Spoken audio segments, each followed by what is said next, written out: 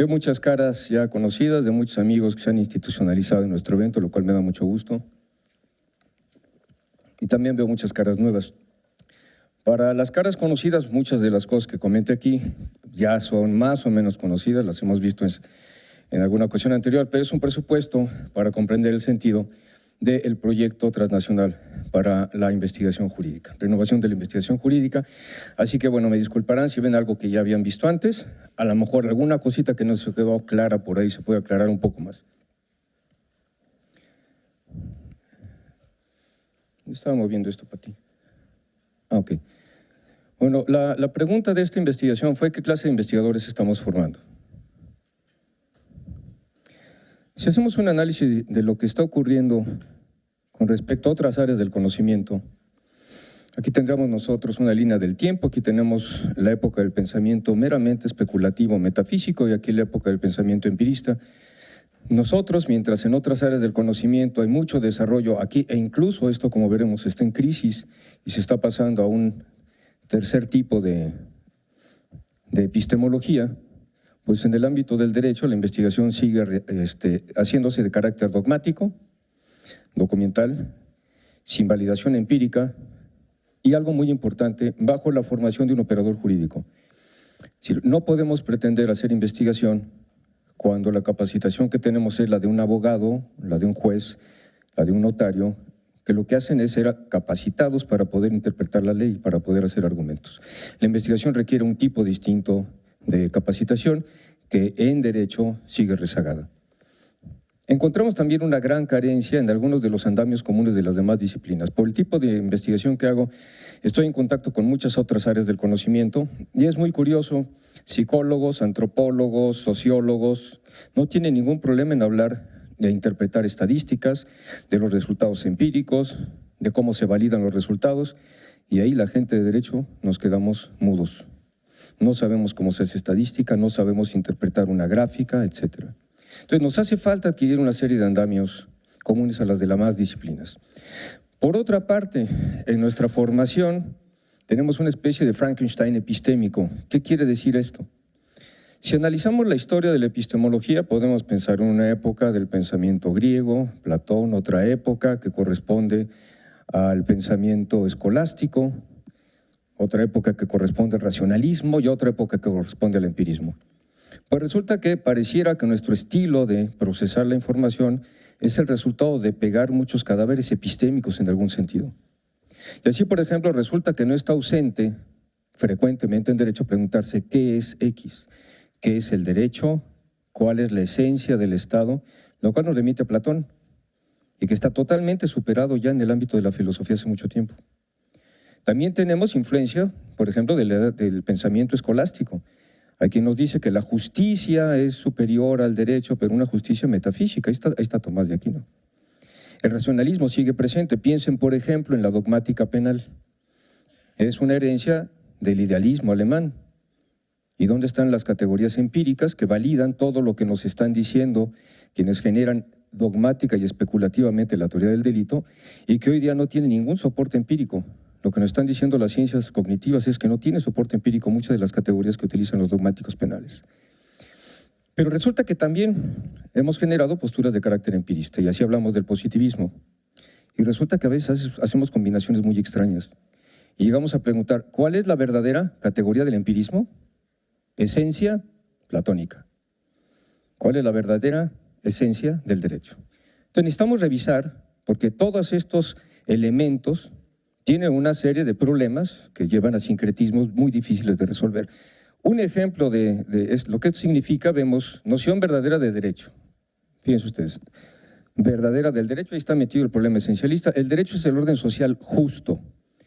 Fíjense que primero no está hablando de un conjunto de normas, está hablando de un orden social.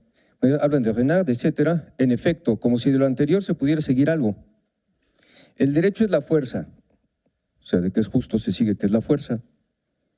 Y lo que asociamos primero al derecho son las normas y ahí no están ausentes. o es una regla, bueno, ya no sé qué hacer. Es una fuerza, es una regla, pero fíjense qué bonito, que trasciende la vida. ¿Qué contenido semántico y cuáles son las condiciones de verdad de esta afirmación? Así pues, una vez más pareciera que se infiere algo de lo anterior. Un orden social será justo y por tanto verdadero derecho y no remedio de tal cuando instaure una disciplina de la conducta humana que tome en cuenta al hombre como realmente es. ¿Me quieren decir qué significa eso? Pues muchos dirían así, borracho, pendenciero, mujeriego, desobligado, etc. Necesitamos entonces trabajar en un cambio en los andamios cognitivos con los que hacemos la investigación actualmente. Tratar de trabajar no solo la investigación empírica, sino también la investigación multidisciplinaria, interdisciplinaria y transdisciplinaria. Multidisciplinaria vemos un mismo fenómeno desde esquemas diferentes. Interdisciplinaria cuando se presupone la conexión entre conocimientos distintos para un producto general. Algo semejante a lo que ocurre cuando se construye una casa. Ahí está el conocimiento de resistencia de materiales, está el conocimiento de electricidad, etcétera, y todos ellos contribuyen a un resultado final. Y transdisciplinaria, cuando los conceptos de un área del conocimiento se integran en otra área del conocimiento. Por ejemplo, un concepto que proviene de la biología epistémica, que es autopoiesis, es tomado por Niklas Luhmann para incorporarlo en su teoría sociológica y se vuelve en un concepto fundamental. Algunos de los elementos centrales serían análisis del lenguaje, lógica simbólica, naturalización filosófica. ¿Qué hicimos nosotros pensando en esta investigación? Supusimos que había un sistema complejo. ¿Qué quiere decir sistema complejo? Es un sistema que no tiene unidad de control central. El resultado que emerge de la dinámica del sistema es el resultado de la interacción entre sus propios elementos. Por ejemplo, cada hormiga es un agente estúpido, pero de la interacción autoorganizativa de las hormigas emerge comportamiento colectivo inteligente. Podemos decir que el resultado de la investigación, en algún sentido, es una propiedad emergente que puede involucrar muchísimos elementos. 3 de ellos nos parecieron fundamentales. Primero, ¿qué es lo que sucede con los tutores? Segundo, ¿qué es lo que sucede con los profesores de metodología? Tercero, ¿qué es lo que nos dicen los alumnos como las piezas de este sistema autoorganizativo? Para investigarlo, lo que realizamos entonces fue el uso de algunas técnicas de investigación cualitativa, fundamentalmente grupos focales. Hicimos 3 grupos focales. Se hizo la guía de entrevistas, se grabaron los resultados, se transcribieron y los analizamos. Y del resultado del análisis hicimos un modelo de evaluación que en este momento tiene algunos resultados provisionales. Posteriormente, desarrollando esto, el que lo deben llamar la teoría modular de la investigación jurídica, que explicaré más adelante, un poco más adelante, lo que se hizo fue generar un cuestionario que pudiera servir a un conjunto de analistas para poder evaluar los resultados de esa dinámica, es decir, los resultados de la investigación. Tenemos ya algunos resultados preliminares y una tesis doctoral en marcha. Aquí tenemos el ejemplo del cuestionario que se utilizó.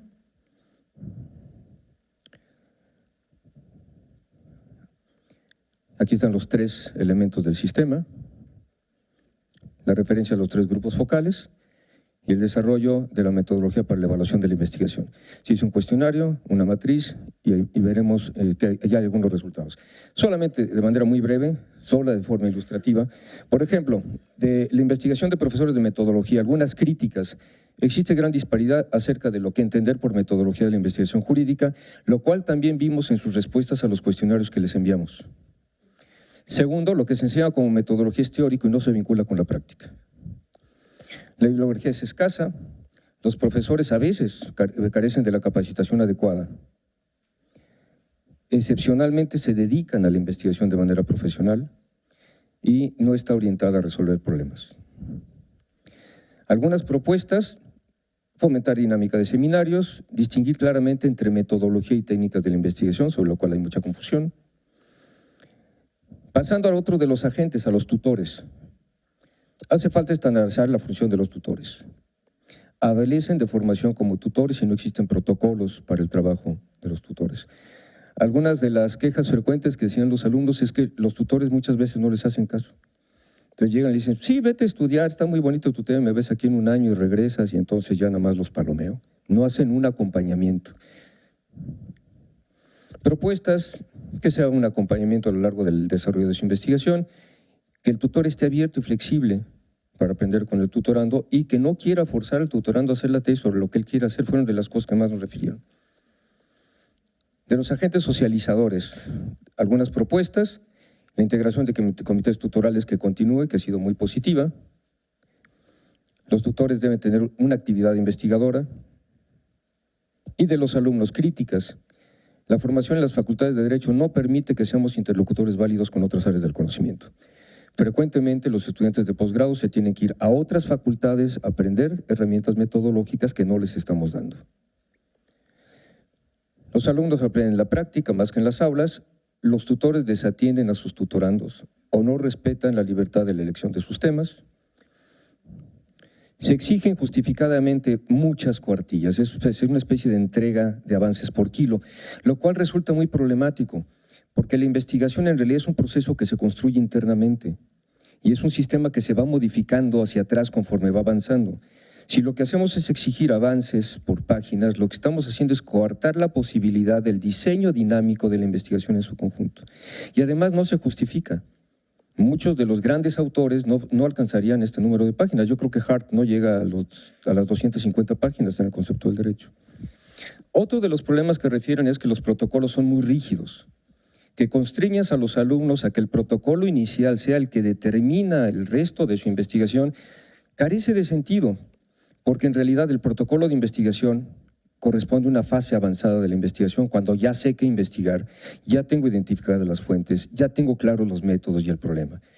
De otra manera, lo único que estoy haciendo es condicionar a los muchachos a que definan sus protocolos con lo disponible, que es la formación de licenciatura. Y así vemos reflejados libros de licenciatura en las investigaciones de posgrado. Bueno, no voy a detener ya mucho en las propuestas. Aquí está un ejemplo de la herramienta que hemos desarrollado y algunos resultados preliminares de haber aplicado esta herramienta. Aquí podemos ver, define el problema que aspira a resolver. En respuesta dicotómica sí, muy alto. En dicotómica no, muy bajo.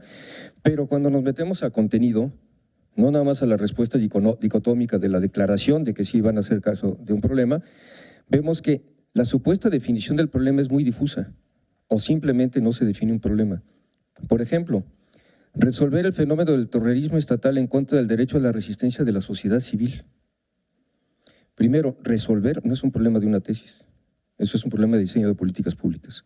La tesis puede proporcionar el conocimiento para resolver la situación actual del comercio ambulante para obtener una mejor calidad de vida y lograr el bien común perseguido por el derecho. ¿Me quieren decir cómo vamos a determinar las condiciones de verdad de haber alcanzado este objetivo? Establece objetivos. Bueno, en ocasiones encontramos que se formulan hasta 7 objetivos, cada uno de los cuales podría dar lugar a una tesis. Evaluar el sistema de planeación vigente desde la perspectiva jurídica para determinar su eficiencia o ineficiencia. Proponer un nuevo sistema de planeación de desarrollo estatal. Son 2 de los 7 objetivos que estaban incluidos en una sola tesis. Todos estos son datos reales obtenidos del análisis de Tesis UNAM. Define pregunta de investigación. Te dicen que sí, pero en realidad no.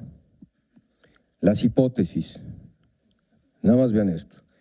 La hipótesis en concreto, subrayen en concreto, es cambiando el sentido de la primera que se expresó como la formulación de reglas que evolucionen los principios generales de la responsabilidad civil para proteger a la persona de los daños causados por las prácticas genéticas. O, dicho de otra manera, por si no nos quedó claro, la necesaria revisión de las reglas de responsabilidad civil para que dentro de ellas se establezcan las bases para reparar los daños derivados de las prácticas genéticas, señalando que es ilícito y que no. Para el caso de incurrir en dolo, culpa o negligencia, se puede optar por la reparación del daño, así como la incursión en la prevención de este tipo de daños. ¿Qué quiso decir? ¿Quién sabe? ¿Identifica el marco teórico? Se suele decir que sí, pero o no saben identificar un marco teórico, o no identifican el adecuado para el problema, o por otra parte se inventan su teoría, una teoría especulativa que no tiene ningún sustento ni ha sido discutida en ningún otro foro. ¿El método a seguir? Pues nos dicen que sí, pero aquí hay otro problema. Cuando ponemos a los alumnos en el protocolo a determinar cuál es el método que va a seguir, ponemos cosas como esta. Deductivo y deductivo no son métodos, son estilos de razonamiento. histórico, exigen sistemáticamente que haya capítulos de historia y los muchachos no tienen formación en la metodología de análisis historiográfico. Lo que hacen es cortar y pegar. Y muchas veces no tiene nada que ver con el tema y solo se utiliza para llenar muchas páginas. Antecedentes del juicio de amparo en los fenicios, y vámonos para acá. Le dicen incluso determine la variable dependiente e independiente cuando nos enseñan funciones matemáticas. La relación entre variable dependiente e independiente tiene que ver con investigación empírica y con modelos que se pueden formalizar matemáticamente. ¿Qué hacen los muchachos? Llenan todos para no errarle y que vayan a decir que no tengo rigor en la definición metodológica, que digo que voy a utilizar todos los métodos, algunos de los cuales son excluyentes. Deductivo e inductivo son excluyentes, por ejemplo. Bueno, errores ortográficos sí, ya en doctorado llegamos a encontrar un más sin en cambio, por ejemplo. Problemas en la articulación completa de su investigación. Algunas joyas realmente, un caso de una tesis en la que no existía una sola nota a pie de página y otra tesis en la cual se hablaba de encíclicas y no tenía nada que ver con derecho canónico. Lo grave de la situación es que el resultado y la calidad de nuestras investigaciones pasó por la elección del tema, pasó por el visto bueno del director, pasó por las sesiones con el comité tutoral, pasó por el examen de habilitación, pasó por el examen de doctorado y empíricamente esto es lo que tenemos. Aquí no hay especulación y cualquiera que quiera replicar el método, ahí está TESIUNAM y está el instrumento a su disposición. Hay que subrayar algo que es sumamente importante. En una ocasión que presenté estos resultados y había algunos compañeros de otros países de América Latina, se veían exactamente en la misma situación y debo decirles que también en España. También encontramos el mismo problema, es decir, pareciera que es un problema de la tradición romano-germánica. No es un problema solamente nuestro. Con otras culturas organizacionales, etcétera, está ocurriendo lo mismo en otros lados. Entonces, la idea de nuestra Universidad Nacional es tratar de invitar a que tratemos de reflexionar conjuntamente para ver cómo podemos revertir esta situación, no solamente en México, sino de acorde a lo que aparece en el escudo de nuestra universidad, fundamentalmente en América Latina y en Iberoamérica. Bien. Bueno, hemos pensado entonces, con base en la teoría modular para la investigación jurídica, que muy rápidamente les comento, elaborar un sistema de cómputo que ya está concluido, constituye una plataforma en la que se encuentran los cuestionarios que hemos utilizado para evaluar, para quien quiera replicarlo, lo pueda hacer en línea. Esto ya se fue muy para atrás. ¿Qué es lo que representa esto? Pues lo que hemos encontrado es que los estudiantes de posgrado suelen tener de manera legítima intereses por abordar problemas que implican hablar de la sociedad, proponer que mejoren las instituciones, no únicamente quedarse en el análisis normativo, es decir, se preocupan por fenómenos sociales, pero no tenemos las herramientas metodológicas para hacerlo. ¿Cuándo nos enseñan a hacer una entrevista? ¿Cuándo nos enseñan a hacer una encuesta? ¿Cuándo una entrevista a profundidad? ¿Cuándo una historia de vida? ¿Cuándo análisis del discurso? Lo que ellos quieren de manera natural requiere otro tipo de formación metodológica. Pero también suelen vincular intereses que requieren distintos tipos de conocimiento y distintos tipos de métodos. Si, por ejemplo, aquí tenemos el derecho positivo, legislación y jurisprudencia, algunas investigaciones corresponden solamente a un metalenguaje, es decir, hablar acerca del derecho positivo, y está bien. En ocasiones, algunas que ya no están comprometidas con un área del derecho, pero sí con una teoría general de un área del derecho, tratan de hacer su investigación incorporando explicaciones de este tipo. Por ejemplo, una teoría general del delito no es una teoría general del delito mexicano ni del delito argentino.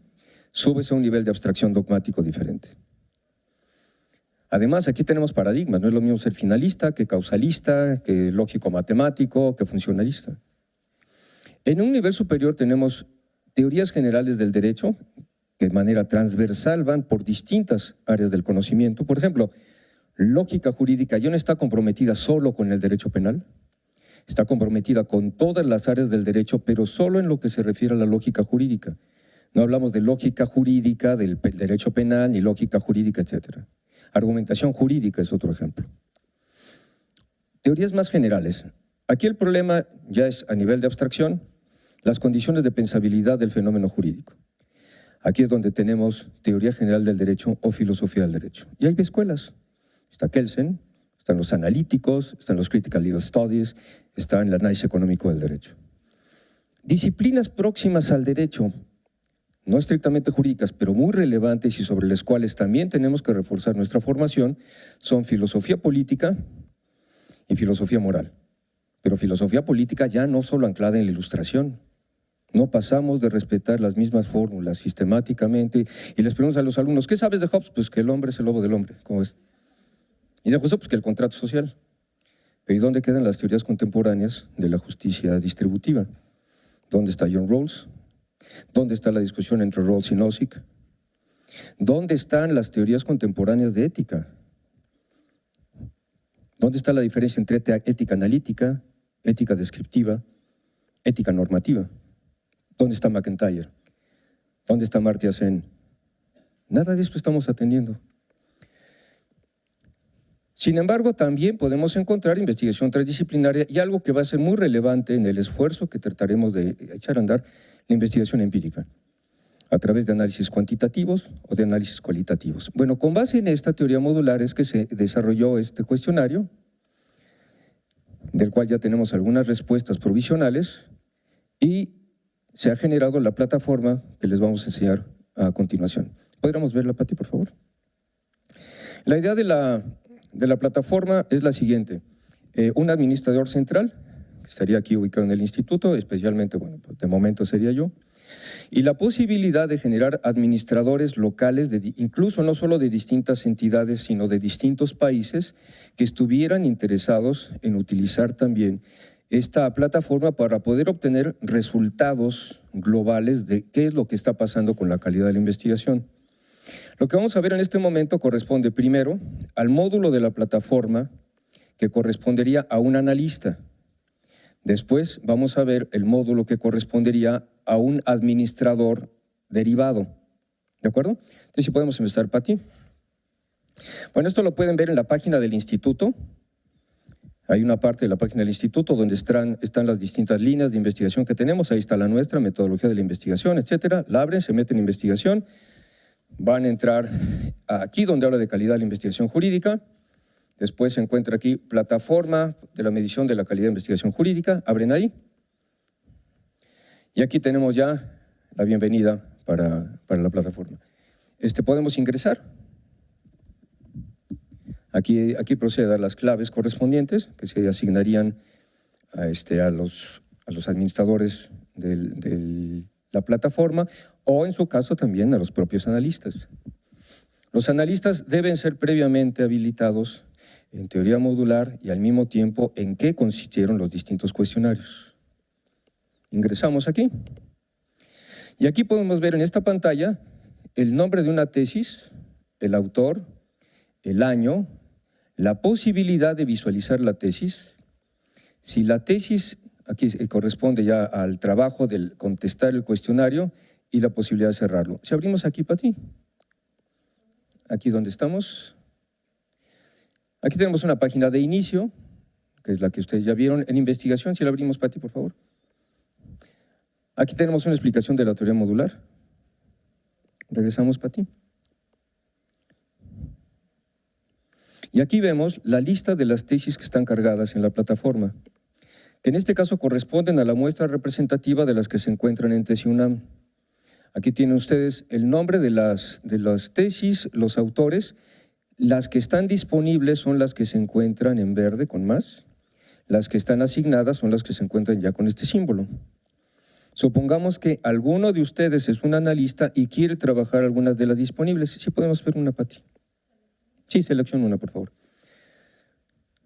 Seleccionamos una de las tesis. Y ahora sí podemos ver cómo la cargó. Fíjense que ya desapareció de aquí. Y a continuación esta se encuentra ya cargada en la lista de las tesis que puede ver este analista. Si la abrimos, Pati, por favor. Aquí está. ¿Por qué hacemos así que los analistas puedan elegir? Porque quizá ellos están interesados en cierto tema o tienen más conocimiento en alguno de los temas en lugar de hacer una asignación directa de las tesis. Bueno, aquí podemos visualizar las tesis. Aquí ven ustedes que ya se abrió Tesis UNAM. Aquí está la tesis que ellos van a poder analizar, si quieren, incluso en versión electrónica. Sí, regresamos, Pati, por favor. Y ahora procede a contestarla. Aquí tienen ustedes el cuestionario, un primer módulo sobre diseño de la investigación y así sucesivamente. Por ejemplo, la tesis delimita el tema sobre el cual versa, sí o no, tenemos un espacio de respuestas dicotómicas. Y si se tiene duda, hay un pequeño tutorial que da una explicación, en este caso es simplemente escrita, pero también puede incluir video. Regresamos, Pati, por favor.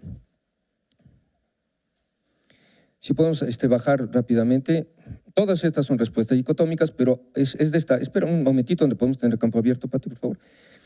Aquí está bien. En ocasiones una respuesta dicotómica es engañosa. Te dicen, sí, este es mi problema de investigación, pero no lo tocan. Entonces, lo que hicimos fue dejar abierto un espacio de texto para que los analistas pudieran comentar en qué consistió, de hecho, la anomalía que encontraron. Esto va a reflejarse también en un módulo de reportes que vamos a ver un poco más adelante. Ahora sí, una vez que supuestamente… Dale un recorrido rápido si quieres, Pati. Aquí pueden ver el cuestionario. No tienen que acabarlo todo, simplemente en tanto no cierren y digan salir, sigue la información en línea. Ok, Pati. Ponemos ya aquí, por ejemplo, a guardar, sería el procedimiento de guardar. Pero solamente hasta que decidiéramos salir totalmente del sistema. Aquí en cerrar, se registra el cuestionario. Entonces, esto es lo que correspondería a los analistas. Ahora vamos a ver el módulo que correspondería a los administradores derivados o administradores adjuntos. Quienes declararon, al contestar los cuestionarios de metodología, su interés por poder participar en esta investigación conjunta serían administradores secundarios o administradores adjuntos. Y la idea sería ver cómo podemos generar una investigación sobre la calidad de la investigación y hacer un análisis comparado de los resultados, lo que nos va a permitir hacer un modelo del estado del arte de la investigación jurídica en los respectivos países. Aquí tenemos que está una zona para la asignación de tesis, la zona para la asignación de usuarios. Por ejemplo, si abrimos agregar tesis, aquí están los datos, el título, etcétera, y hasta abajo se encuentra el URL de la tesis por si existe en versión electrónica. Volvemos atrás, Pati. Se puede editar también, no nos vamos a detener en ello. Vamos a pasar a usuarios, también se pueden dar de alta usuarios, editar los datos de los usuarios. Aquí es donde el administrador de cada uno de los subproyectos va a poder dar de alta usuarios y va a poder dar de alta tesis. Nos vamos a los siguientes, Pati.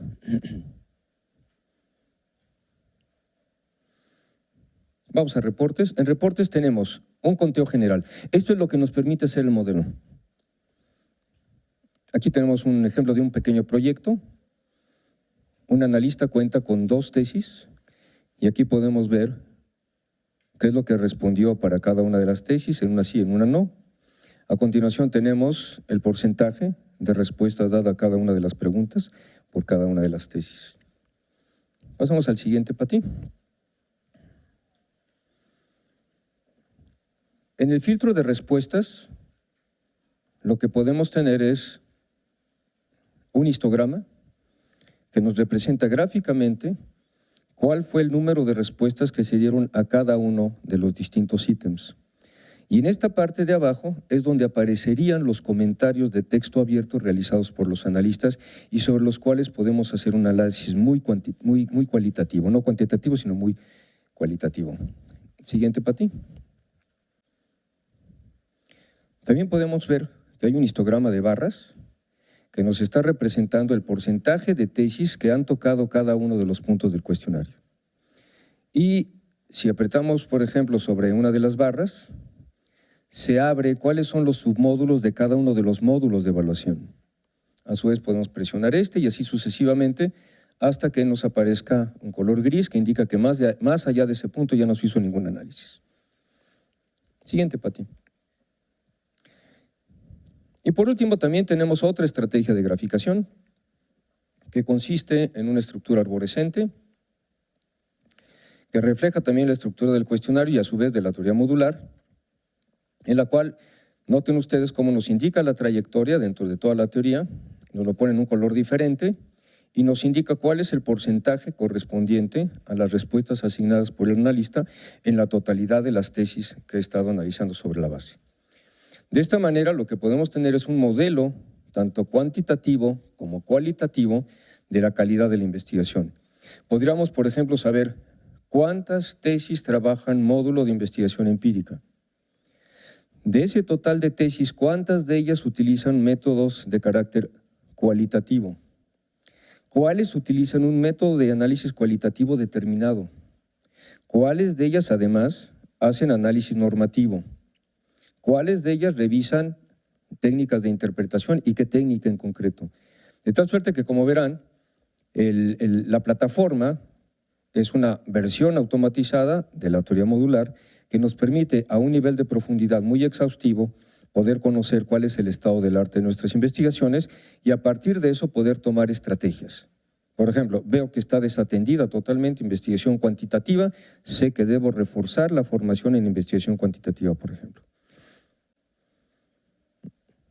Algo que está sucediendo de manera muy interesante es que el tema de la metodología de la investigación jurídica parece tener necesidad de ser considerada no únicamente desde el punto de vista metodológico, sino del carácter estrictamente epistémico.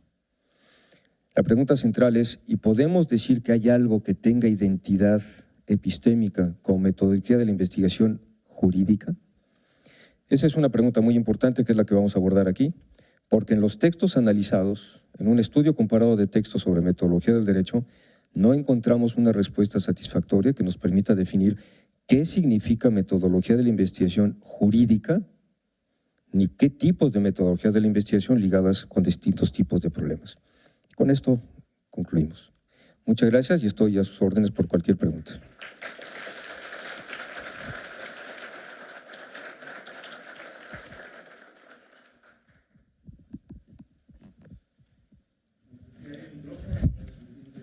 Ahí está. Pues es suficiente tu voz, pero además hay micrófono. Profesor Enrique, quisiera preguntarle algo. Usted se ha referido a que, bueno, me encantó realmente el proyecto del cual estamos participando. Muchas gracias. Es maravilloso para lograr el estado de arte en cada uno de nuestros respectivos países y ver cómo estamos. Yo creo que es un esfuerzo muy importante. Les agradezco sobre eso. Muchas gracias. Sin embargo, en los videos que veía y en su exposición hoy, hace mucho énfasis usted respecto a las tesis de posgrado. Y entonces me viene a mí la duda, ¿no sería igual el grado? ¿Qué pasa con el grado? Y esa es mi pregunta concreta, profesor. ¿Con alumnos, por ejemplo, de licenciatura? De licenciatura, okay. Sí, claro. Asumimos lo siguiente. Asumimos que la formación en licenciatura fundamentalmente es para capacitar operadores jurídicos. Derecho positivo y poder trabajar como juez, como litigante, como notario, etcétera. Desde luego podríamos reflexionar acerca de qué tipo de habilitación, para qué tipo de investigación podríamos capacitar en licenciatura. Probablemente para poder hacer trabajos de carácter divulgativo, que el alumno muestre que puede articular información, todavía no tiene el tiempo ni la experiencia para hacer propuestas originales. Por esa razón es que nos centramos básicamente en las investigaciones de posgrado, porque la idea de posgrado fundamentalmente es para formar investigadores. Ahora, aquí también habría que resaltar algo. No hay que pensar que la capacitación de investigadores es solamente para ser investigador universitario. Las instituciones están llenas de necesidades de investigación. Son cajas negras en las que no sabemos qué pasa. Y se toman decisiones a latido de corazón. No toman decisiones porque haya habido un investigador que haya levantado un modelo de qué es lo que está pasando dentro de la institución. Entonces, quiere decir que la salida de los posgrados en cuanto a formación de investigadores tiene que ver con la parte inteligente del funcionamiento de las instituciones jurídicas. Ahora, otro dato también interesante. El hecho de estar evaluando tesis doctorales, que es una pregunta que me han hecho, ¿y por qué no ya investigaciones? Bueno, primero porque es bastante más controlable, tenemos tesis UNAM, etcétera. Pero por otra parte, las tesis doctorales pueden estar reflejando mucho al propio investigador que funciona como tutor. Entonces, mi conjetura es que si hiciéramos esta evaluación en investigaciones profesionales, podríamos encontrar las mismas características. Pero esa es una conjetura. No sé si quedó contestado. ¿En alguien más? Sí, por favor. Sí. Buenos días.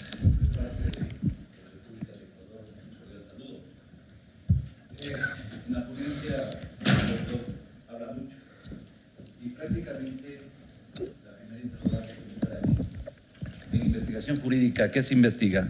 ¿Temas o problemas? Primera situación. Segunda situación, la formación de profesionales, hablando de relación a mi país, no existe una secuencia.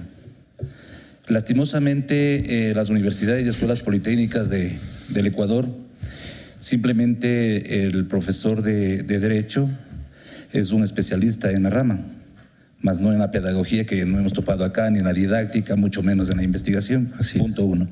Punto dos, no se exige una secuencia investigativa.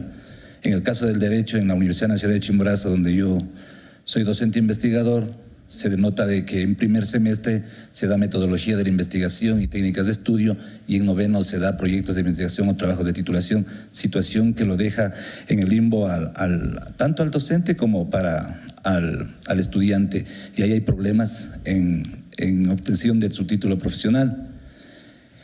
Del 100% de profesores de las universidades y escuelas politécnicas, el 99.9% no conocen sobre metodología de investigación. Y finalmente, yo no sé por qué nosotros los investigadores tratamos de dividir la investigación, si la investigación es una sola. Y no comparto con usted en la situación de que el inductivo y el deductivo no son métodos. Para mí, al contrario. Y lo cito a Hernández, Fernández y Batista, mexicanos, que tienen un libro completo de metodología de la investigación científica. Y mi deducción parte de que el método inductivo se utiliza en investigaciones de carácter o de enfoque cualitativo y el método deductivo en investigaciones de enfoque cuantitativo. La situación del tipo de investigación es otro de los fenómenos y de los problemas de investigación. Cualquier tipo de investigación para mí, cualquier tipo de investigación, sea esta básica aplicada, sea histórica, sea antropológica, tecnológica, científica, tiene un enfoque, solo un enfoque social. Investigamos para mejorar la calidad de vida. Gracias. Bien, empezando por el primer punto. Me parece muy bien que haya marcado la diferencia entre temas y problemas. Tenemos la tendencia a hacer tesis eruditas, llenas de citas, llenas de autores. Pero en realidad, si somos investigadores, es para resolver problemas. Entonces, las tesis de posgrado fundamentalmente tendrían que estar respondiendo a preguntas vinculadas con resolver problemas de investigación.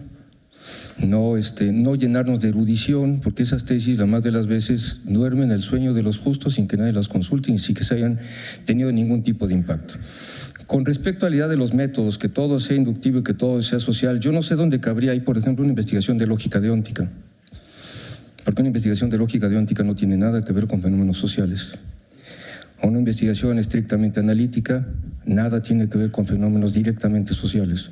Entonces, la tesis central es que tenemos una diversidad de problemas y cada uno de esos problemas debe ser atendido con una metodología específica, que es lo que no hemos hecho.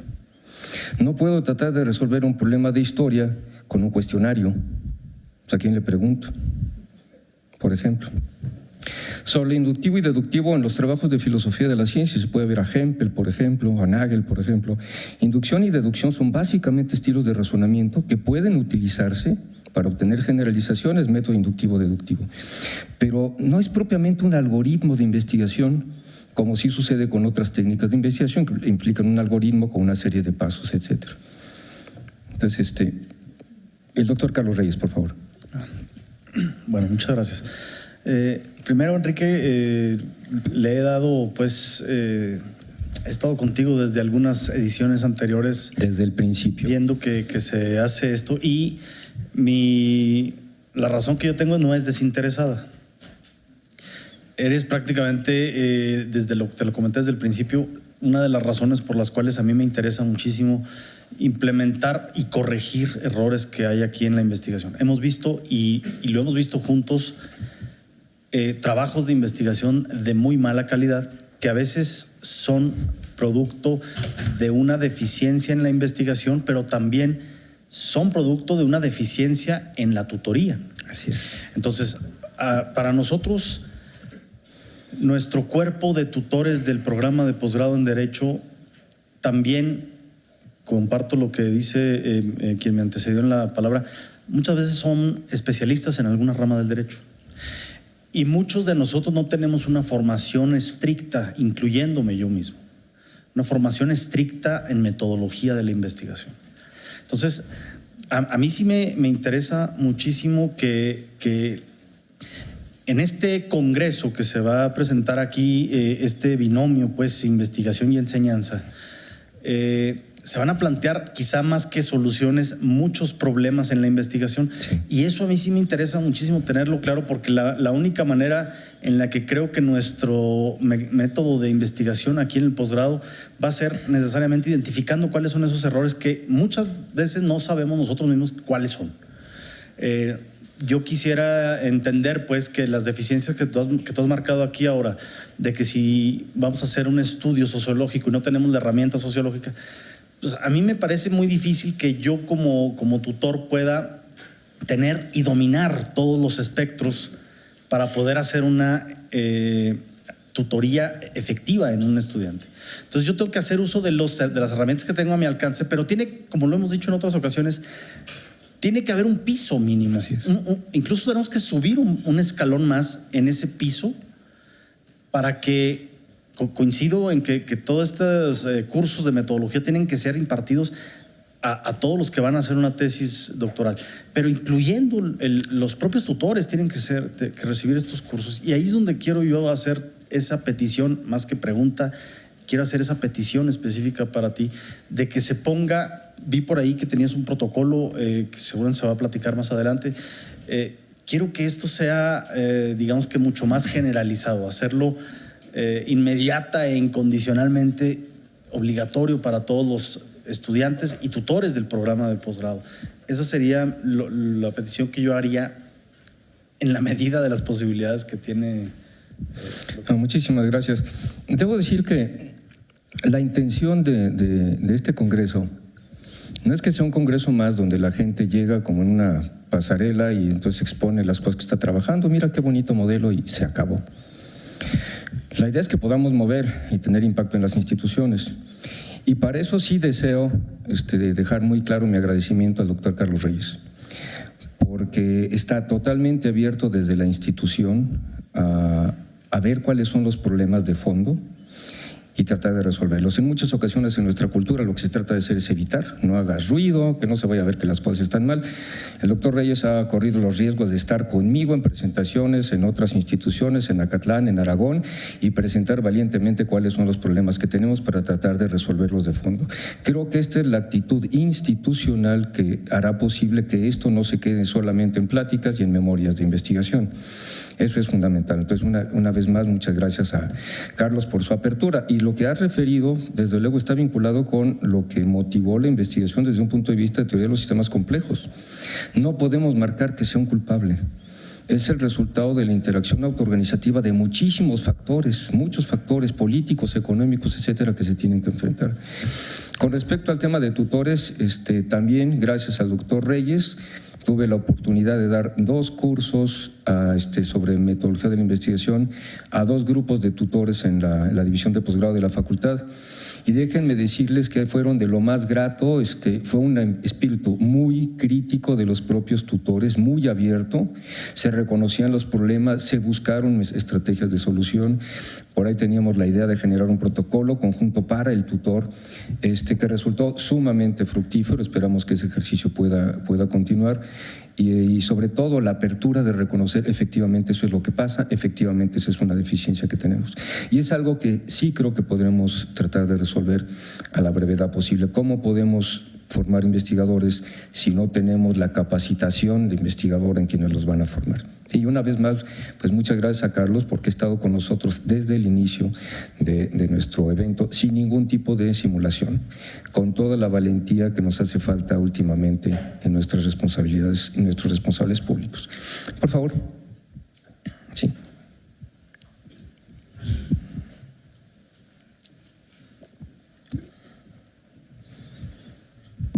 Muchas gracias. Bueno, represento a Cuba.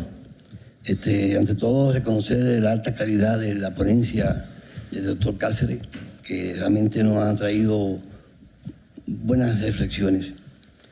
Tengo primero que, con relación al problema, mira, no hay diferencia, pienso, entre problema y tema. Luego lo vamos a ver en mi ponencia. El problema o el fenómeno trae el tema. Así es. Pero bueno, lo que sí no comparto es tampoco la idea de que no exista una asignatura en pregrado, llamo a la licenciatura, de metodología de investigación. En Cuba, desde el segundo grado, del segundo año, en la carrera de Derecho, de licenciatura, se imparte metodología de investigación, aun cuando también tenemos el concepto de que graduamos operadores de Derecho. Pero estos operadores van a trabajar como fiscales, como jueces, como abogados, como notarios, y hacen investigaciones técnicas, no hace falta que sea científica. Cuando un abogado va a hacer su proyecto de defensa, tiene que investigar el delito o el asunto civil y tiene que buscar su línea de investigación. Ahí tiene que tener también el problema, tiene la hipótesis, tiene las preguntas al problema, tiene los métodos que va a utilizar. Pero además, para trabajar científicamente después de un diplomado, una maestría o un doctorado, no podemos esperar que al diplomado se vaya un estudiante sin conocimiento de metodología de investigación. Nosotros tenemos la experiencia que en Cuba los estudiantes es la masa crítica de las investigaciones, los estudiantes de Derecho. No hay un estudiante de Derecho que pueda hacer un diplomado en Cuba que no tribute a una maestría. Las maestrías casi tributan al doctorado. Es decir, que con un máster, cuando hace su investigación, tiene alrededor de 15, 20 estudiantes de pregrado que están haciendo encuestas, entrevistas, análisis. Y el maestro no es que esté utilizando el intelecto del estudiante, es que lo está forzando a que su diploma tenga una autoridad, tenga una aplicación, tenga una importancia, tenga un cliente o tenga realmente un usuario. De manera que sí pienso a los países que están desdeñando que en pregrado se utilice la metodología, es un error. La experiencia en Cuba es muy buena. No hay un doctor en ciencia en Cuba que no haya utilizado a máster en sus investigaciones. No hay máster que no haya utilizado a diplomante. Y no hay diplomas que no se hayan utilizado la fuerza del estudiantado. Es una experiencia, por ejemplo, nosotros llamamos a la licenciatura pregrado y los posgrados lo dividimos en diplomado, maestría y doctorados. Pero ya cuando se va al diplomado, en Cuba ya un diplomante conoce la metodología de investigación, no tan a la profundidad que usted está explicándonos a nosotros, pero sí ya va con la idea de qué es lo que es el problema, qué es lo que es la hipótesis, qué son las preguntas, qué es la hipótesis, cuáles son los fundamentales sistemas de estudio, cuáles son los posibles métodos y técnicas aplicables, sobre todo la técnica que más le hacemos que el estudiante utilice, que es la técnica de la entrevista, el estudio de documentos, el método Delphi, que es explotar el cerebro humano de especialistas, ¿no? Y volver a otro nivel superior. Ese es mi... Y no voy a abusar porque tengo precisamente un tema sobre el carácter sistémico de las relaciones de investigaciones jurídicas. Muchas gracias. Sí, muy bien. Creo que una de las riquezas precisamente de este evento es que podemos conocernos y saber qué estamos haciendo.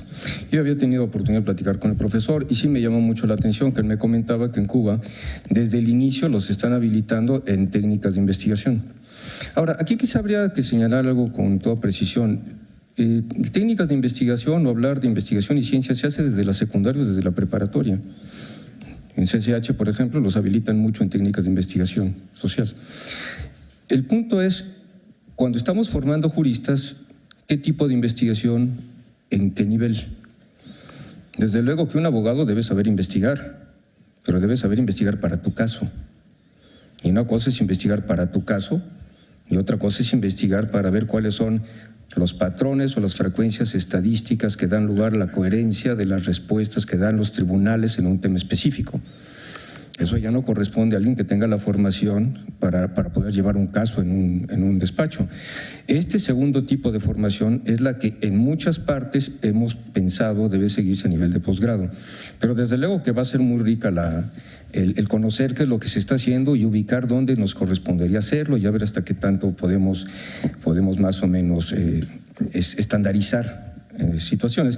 Sí, desde luego, la idea de tema es lo que define tema, problema, pregunta central, preguntas, que es como la estrategia de cualquier protocolo convencional.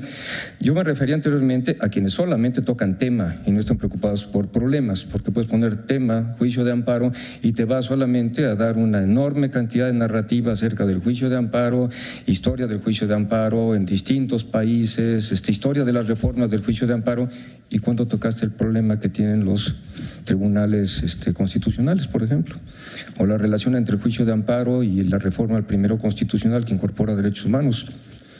¿Cuándo te pusiste a analizar empíricamente cuántas veces se citan derechos humanos a partir de la reforma del primero en los amparos y qué tanto cambian los criterios de decisión antes de la reforma? Eso ya no es de un licenciado. Y eso no es simplemente un tema erudito, eso implica otro tipo de técnicas de investigación. Pues muy bien, como ya tenemos que… A ver, una pregunta más. Sí, Rosario de la Universidad de Sonora, gracias de nuevo, es un honor coincidir con ustedes. Planteaba tanto en el material del curso de video como en su exposición sobre el Frankenstein epistémico para las ciencias jurídicas. ¿Desde dónde empezar a incidir para poder clarificar y reconstruir esto que hacemos? ¿Es exclusivamente pregrado o es solamente en doctoral? ¿Dónde empezamos a incidir? Pues? Yo creo que eso es necesario, empezar a hacer cambios desde la licenciatura. Implica también cambios en muchas cosas que están ya más vinculados indirectamente con la investigación, pero más en docencia. Tenemos que ver cuáles son las técnicas de enseñanza, tener que limitar solamente la mnemotecnia, no enseñamos con base en problemas ni en casos. Eso es un problema importante, pero además eso tiene que ser soportado por cierto tipo de insumos. Si tenemos, por ejemplo, tenemos el libro del maestro García Maínez, muy respetado, muy querido, pero el maestro García Maínez estudió con Nicolai Hartmann. Es decir, la formación del maestro Maínez fue de los 1930. Hartmann fue obviamente formado antes de los 1930. El libro del maestro Maínez prácticamente no ha tenido modificaciones, ha tenido reimpresiones. Quiere decir que estamos haciendo nacer viejos a nuestros muchachos cuando les enseñamos García Maínez, que se repite en licenciatura y te lo encuentras en maestría y te lo encuentras en doctorado. Entonces quiere decir que también tenemos que repensar profundamente la estructura de los materiales con los cuales enseñamos los libros y no nada más estar llenándolos de pseudo teoría que a los muchachos no les dice nada. Y hay un experimento interesante en Durango en términos de aprendizaje significativo. Un exalumno mío está al frente del bufet de la Facultad de Derecho y se le ocurre invitar a alumnos del segundo semestre, los habilita a través de machotes y a través de explicaciones a litigar. Los muchachos de segundo semestre terminan capacitando en litigio a los de octavo semestre. ¿Qué quiere decir? Que para litigar exitosamente no necesitaron pasar por toda la colección de libros de pseudoteoría que contienen muchos libros de doctrina. Si tú les preguntas a los alumnos ¿qué recuerdan de alguno de los libros clásicos 5 años después de la carrera? Te dirán que nada. Es decir, el aprendizaje no fue significativo. Entonces tenemos que pensar cómo generamos materiales que fomenten aprendizaje significativo, que además sea útil y cuáles son las técnicas de enseñanza que vamos a usar. La conexión con la investigación es que también tenemos que investigar pedagógicamente cómo generamos esos materiales y cómo los hacemos sincronizar con otras técnicas de enseñanza. Muy bien, bueno, pues les agradezco muchísimo a todos ustedes su paciencia y continuamos con nuestro evento. Muchas gracias.